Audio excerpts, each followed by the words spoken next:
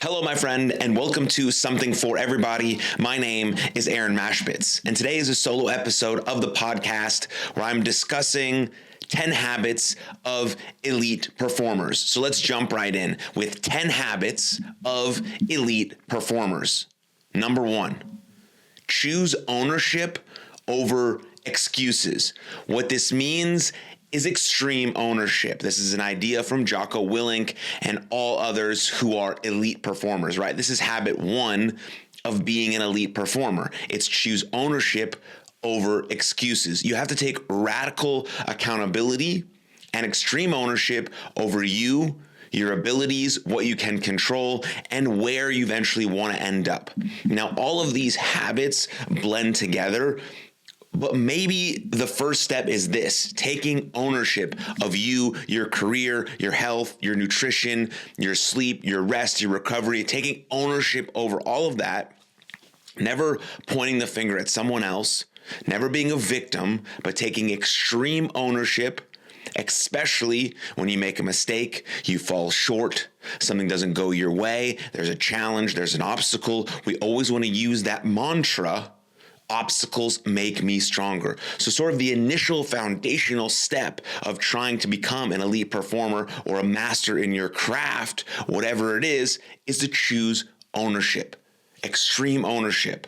Okay, so if you're thinking about what do I have control over? Well, it's body, craft, and mind. Those are the 3 things that we can control and train as athletes: body, craft, mind. So what are you doing for your body? Eating, moving, sleeping.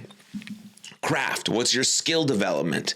What are you working on? What do you need to improve upon? What are you doing 1% every single day to improve upon your craft? And your mind, are you training your mental skills? We're going to talk about some of these mental skills here in these 10 habits, but are you training how to be calm under pressure, how to get to the edge of your capacity, how to recover really strong, how to use your breath as a foundation, as an anchor? What are your mantras, your affirmations? Are you in control of your self-talk? Do you have an epic thought list? Are you challenging your negative thoughts? Are you doing all of these things for body, craft, and mind? Because you put those 3 together and you choose to take ownership, extreme ownership over those things that you can develop and you can train, rather than saying, I can't do this, woe is me. You take extreme ownership, you step up to the frickin' plate, and you do the absolute best you can. Body, craft, mind. Now, if we think about a human being, that's the 4 fundamentals that you want to take extreme ownership are eating, moving, sleeping, and thinking. Take ownership over those 4 things of your eating, of your moving, of your sleeping, and your thinking. Wow, if you start to take ownership over that, extreme ownership, not excuses, you will be that much closer to becoming elite or the best version of yourself in whatever domain that you live in on a consistent basis. So that's number 1. Number 2, focus on growth and getting better. This lines up perfectly with my favorite Tom Brady insight, which is be the best at getting better. Be the best at getting better. Focus on growth and getting better. Be the best at getting better. There is no point, or maybe that's not true. Maybe there's not no point, but majority of the time we should be focusing on just getting better. Improvement. I coach youth baseball. And so a lot of the stuff that comes out about youth baseball is about rankings, this, rankings that, where am I placed on this. And it sort of clouds some of the players' ability to see that they're improving because they move down in the ranks, they move up in the ranks, this guy's better, and it blocks the true ambition of where they're trying to be.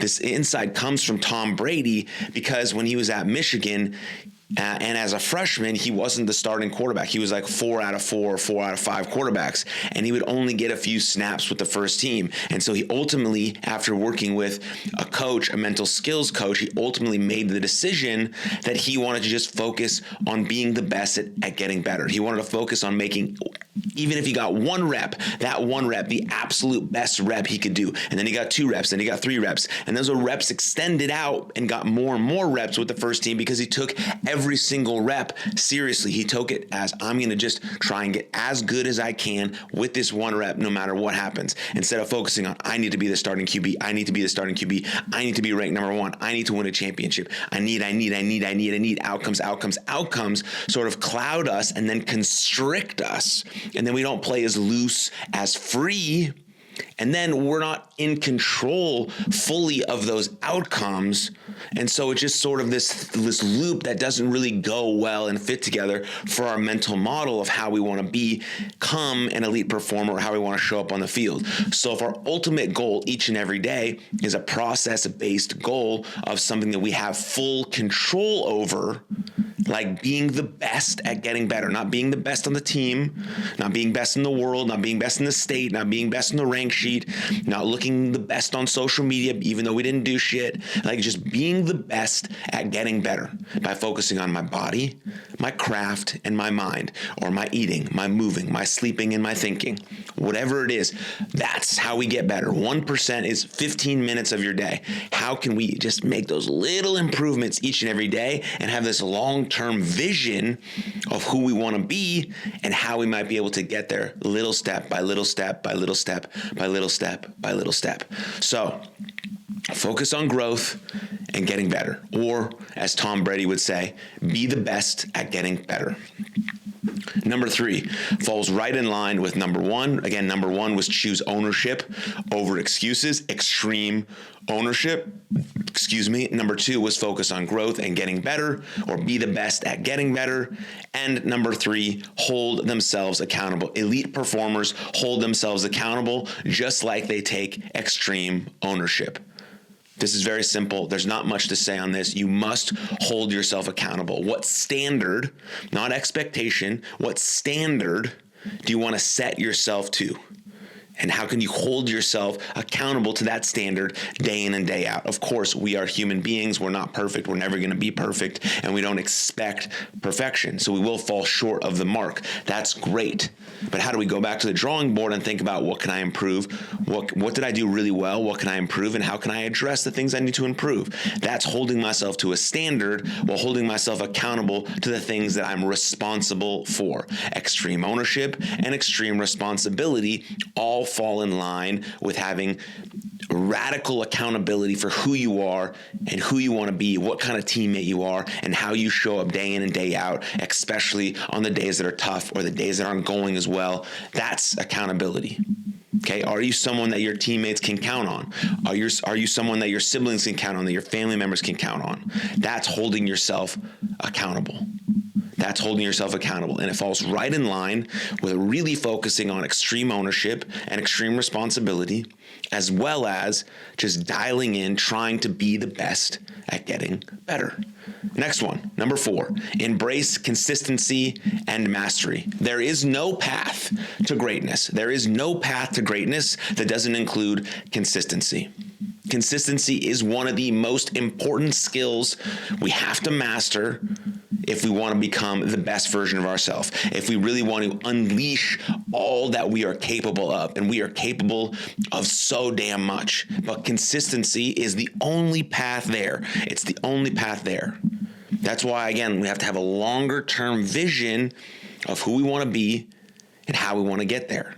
Okay, I want to take little tiny steps each and every day. I want to take consistent, deliberate steps through body, craft, mind, the things that I have full control over, my attitude, my effort, my response, dialed into my body, my craft, my mind, things that I can train and get better at on a consistent basis. And I'm just trying to be as consistent as possible because my direction is more important than my speed. So yeah, there's going to be some points in my life where I have bursts of speed where I just got to go. But consistency is more important than that because that leads to burnout, doesn't lead to good recovery tools. And recovery, if we want to get to the edge of our capacity and be our very best each and every day, then we have to recover just as hard with sleep protocols and eating protocols and yoga nidra and recovery tools and all these sorts of things that are going to allow us to show up with the best of our energy every single day, so we can embrace this consistency on this path to mastery, on this path to being an elite performer. So you have to hold yourself accountable.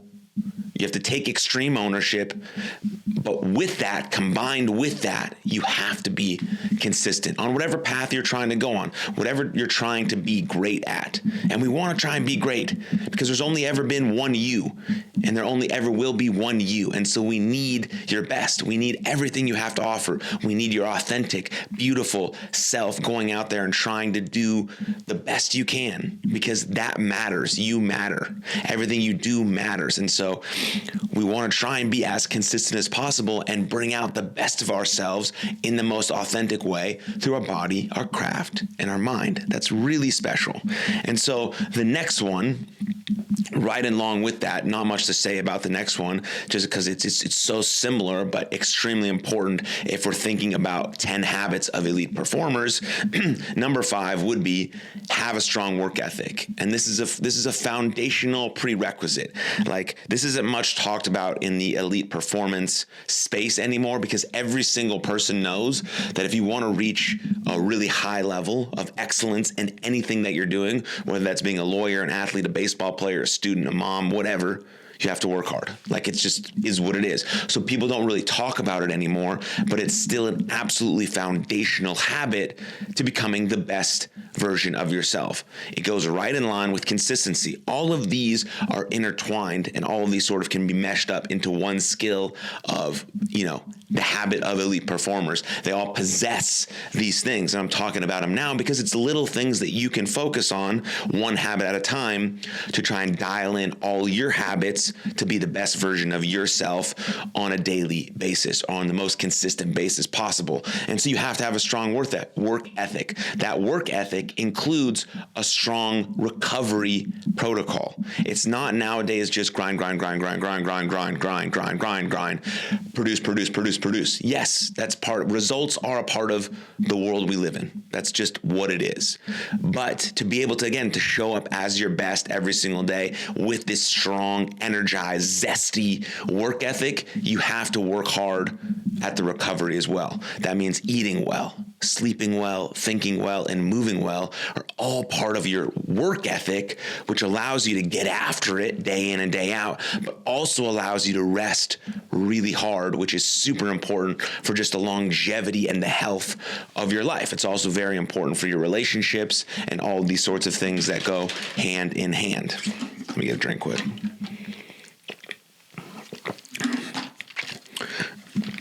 So again, to recap a couple, we have extreme ownership and extreme responsibility, right? We have be the best at getting better. You have to hold yourself accountable. You have to be consistent on your path to mastery. And all of those combined means you have to have a strong work ethic. There's just no way around it. Day in and day out, putting in the work to be the best version of you. Next one. Have strong preparation ethic. So we have strong work ethic. You also have to have strong preparation ethic. I think two of the people who prepared the absolute most, and it showed when the lights were the brightest, were Tom Brady and Derek Jeter. Now, preparation falls right in line with confidence. The more prepared you are, the more confident you feel. So before you even step on the field, how can you become the most confident version of yourself? It's preparation. Then when you're on the field, your self-talk is your number one predictor of confidence. So you have your previous successes, which lead you to prepare in a way that might ultimately lead you to have those successes again. And then in the field of play, whatever you're doing, you want to dominate your self-talk. And so you have to have a strong preparation ethic. I mean, the most simplest example I can give is you're studying for a test. The more you study for that test, note cards, tutors, friends, studying, like really putting in some work, the more prepared you feel. The more prepared you feel, the more you feel like you're going to absolutely ace that test. The less you prepare, obviously the less confident you're going to feel going into that test. It's very simple, but most people just don't do it. They don't have a strong preparation ethic. So I got this big meeting. I got to do this big presentation. I have a big tryout. I have a big conversation. Okay, how can I have a strong preparation ethic so I can go into this thing with the most confidence that I possibly can. Doesn't mean I'm not going to be nervous, but nerves are good. What happens when we get nervous? We just simply say, I'm excited, I'm excited, I'm excited, because we're using that high arousal state to drive us, because stress is enhancing. That's the mindset we have, right? If we're preparing, then we step into the field of play a little nervous. Great, nerves, high arousal. I want to use that high arousal to drive me to my best performance. So I'm excited, I'm excited, I'm excited, I'm excited. Yes, stress is enhancing. Let's go freaking get this. That's why having that preparation is super important. And then knowing what to do with those nerves when you get onto the field of play is extremely important, because we're never not going to feel nervous. If you don't feel nervous, that means you don't really care. Or if you don't feel stressed, that means you don't really care about what's happening. So it's a good sign that I care about this thing happening. And I care in a way that makes me feel confident because I've prepared. If I didn't prepare at all, well, then we're sort of in a hard spot here. That's why having a strong preparation ethic like Derek Jeter and Tom Brady will ultimately lead you to feeling confident on the field. Then we can have control of our self-talk in a credible way that drives us to be even more confident and in the moment, so we can have our best performances on a more consistent basis. So that last one is have a strong preparation ethic. Next one, focus on the process of what it takes. Process, process, process. We talked about this a little bit with outcomes. We can't solely focus on the outcome. Everyone knows that results matter. Everyone knows. If you don't produce results, you don't get the job, you don't get the spot on the field, it just doesn't happen. But if we only focus on results, outcome, again, we are constricting our abilities to be fully maximized. We are constricting ourselves because we're playing tight. We're focusing on something that's not really totally in our control. And we're not focusing on loving the process. And so we want to focus on the process, like falling in love with just doing the thing. I tell this to my players all the time. You have to absolutely love this game of baseball. It's too hard. Same with life. That's the analogy, right? It's just too hard. Things go wrong all the time. There's so many challenges and obstacles. And if you're not willing to face those things head on, just attacking them every time they come, then you're just not going to become the best version of you. That's where we have to focus on the process of what it is and loving what is, loving what happens, and then moving with that honest reality forward. But understanding what our process is, understanding that we have control over our attitude, our effort, and our response. How can we dial those things in and be the best at getting better with those things? And we can train 3 things each and every day. We can train 3 things: our body, our craft, and our mind. And what can we do every single day for those things that are part of our process, that lead us towards our ultimate destination, our ultimate outcomes, but we're not focused on that. We have that, in front of us, right? We know that's where we're headed, right? Because direction is more important than speed. Direction is more important than speed. So we know we're headed in the right direction, but we're focusing on the process of it each and every day of training our body, our craft, and our mind through our attitude, our effort, our response, our preparation, our ownership, all of these things that we talked about that are part of the habits that you have full control over. And that's why the focusing on the process is so important, because it's something that you have full control over. So you can tweak your process and tweak your routines, and it's not a character flaw, it's just a systems flaw. And if we can change the systems as we start to improve upon our process, then overall we get better at what we're trying to do. And that's extremely important. So we got to focus on the process over outcomes, process over outcomes. And if you're thinking of this as like a baseball player, it's like, okay, what's my pre-pitch routine? What do I do as I walk to the batter's box? What do I do in between pitches? What do I do in between pitches in the batter's box? What do I do to prepare an hour before the game, 20 minutes before the game, 10 minutes before the game? How do I reset myself in the dugout or on the field? All of these things are part of your process, not just hoping and wishing and praying that things go well, but really moving towards the things you do want to happen and less of, I hope this doesn't happen, right? Are you just trying to avoid failure? Are you approaching success? And those things are totally different. Just trying to avoid failure is you just playing a little timid, playing back, like hoping things go your way and just like wishing and praying. Approaching success is going for it all out, no matter what happens. Even if you fall flat on your face, you are absolutely going for it and approaching success, because that's part of the process you want to focus on. That's the the commitment you've made to who you want to be as a baseball player. You want to absolutely approach success. And if we fall short of the mark, we'll learn from it and we'll accept the challenge because obstacles make me stronger. That's the deal. That's what we're trying to think about. That's why focusing on the process of what it takes is more important than focusing on being outcome and results driven, because it constricts us. And we know when we play, we want to be free and loose so we can play with that intensity and that love for the game and just enjoy being in the present moment, right? Because focusing on the process is not only that, but it's also being where your feet are, right? Being in the present moment. What's important now is the number one question we can ask ourselves to focus on that process. Win, okay? If we're not going to focus on results or outcomes, the new version of win is what's important now. If I can stitch those moments together of what's important now, what's important now, what's important now, and be where my feet are in so many successive moments together, I'm absolutely crushing it, because that's another cornerstone habit of elite performers. They are in the present moment more often. They are where their feet are, planted in the ground, focusing on this moment, this moment, this moment, this moment, because the one after and the one before it don't matter. What's important now is this thing right in front of me. And that's the process of it all. Next, choose resilience and challenges.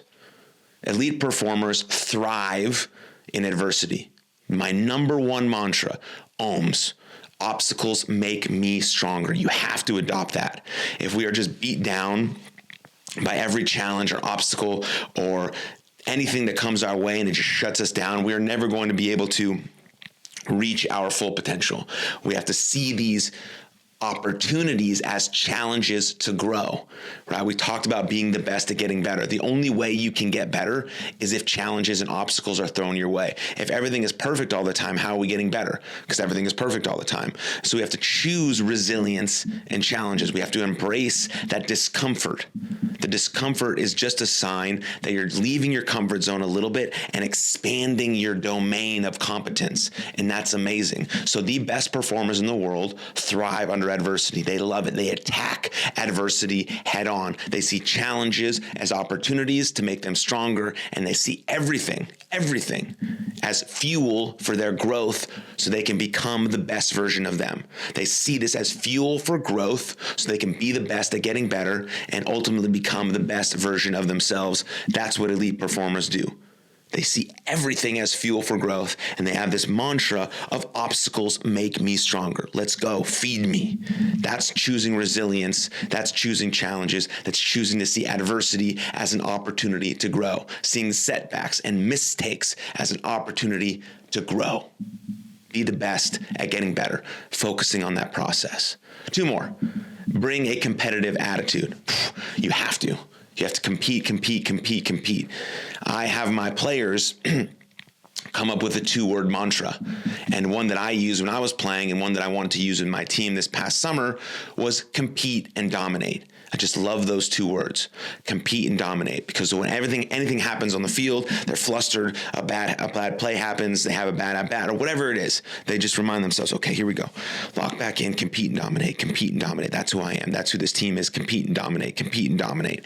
And then that brings us back into the moment of what's our attitude? How do we want to show up? This is the best version of me. I compete 1 pitch at a time and I dominate 1 play at a time. Compete and dominate. Let's go. That's the attitude that we have to bring each and every pitch. And we have to cultivate that competitive attitude outside of the field of play at practice.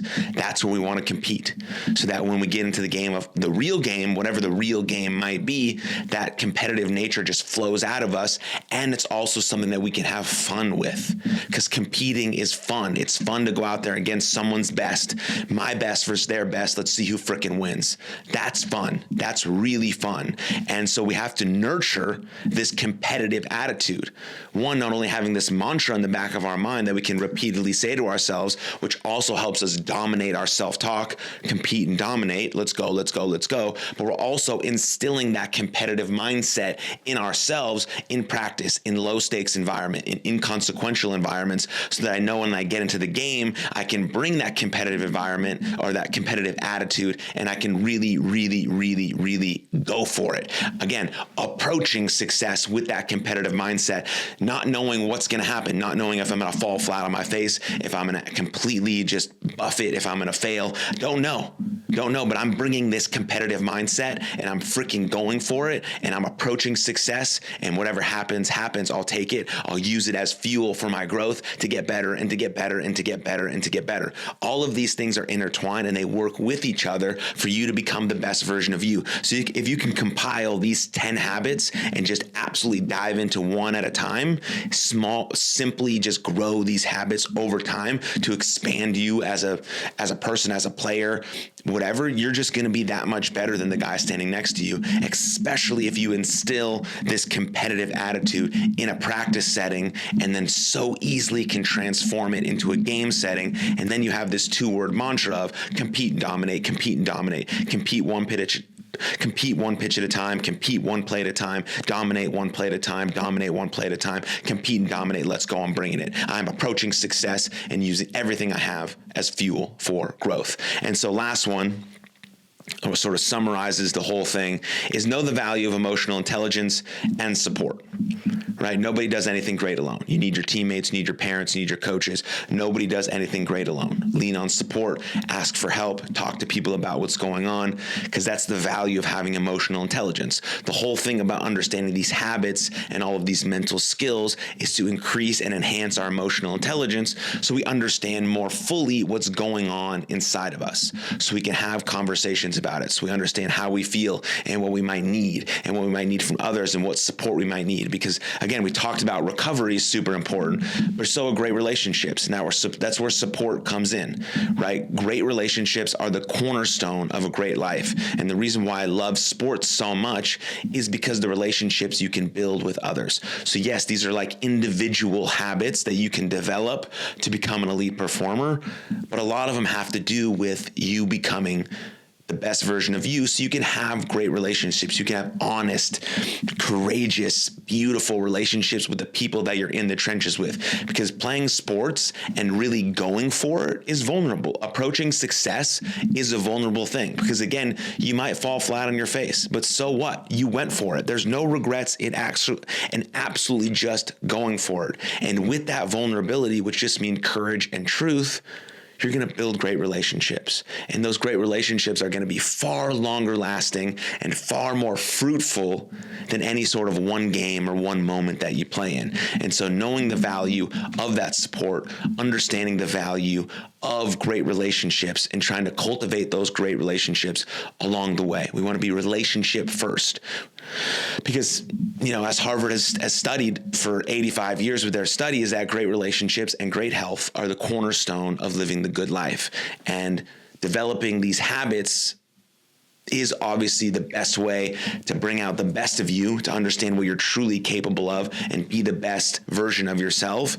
But with that is building great relationships, to do great things with great people, and to have love and support and care in your life, and to show that love, support, and care for other people in your life as well. Is a magnificent, beautiful part of this existence. There's probably no better thing than having great relationships, that people you can trust and care for and love and hang out with and create memories with and experiences with, along with you guys having a joint shared mission of just trying to be your absolute best, of just going for it in every endeavor in your life while being courageous and truthful and vulnerable and showing up as your authentic self and trying to be that best version of you. And so those are the 10 habits of elite performers. I'll run through them here one more time. Choose ownership over excuses. Focus on growth and getting better. Hold yourselves accountable. Embrace consistency and mastery. Have a strong work ethic. Have a strong preparation ethic. Focus on the process of what it takes. Choose resilience and challenges. Bring a competitive attitude. And know the value of emotional intelligence and support. And I'll end with this Michael Jordan quote. Some people want it to happen, some wish it would happen, and others make it happen. Go make it happen. And thank you very much for tuning into this episode. If you found it useful at all, the best thing that you can do for us is by sharing it with a friend. Send them the link, tell them to watch it, listen, whatever it is. But ultimately, I appreciate you, and we'll see you next time. Lots of love. Cheers. Thank you very much for tuning into that episode. And if you enjoyed it, click right here for another full-length episode of the podcast. And please don't forget to subscribe. But most importantly, above all else, please take good care of yourselves and others. And I'll see you next time. Lots of love. Cheers.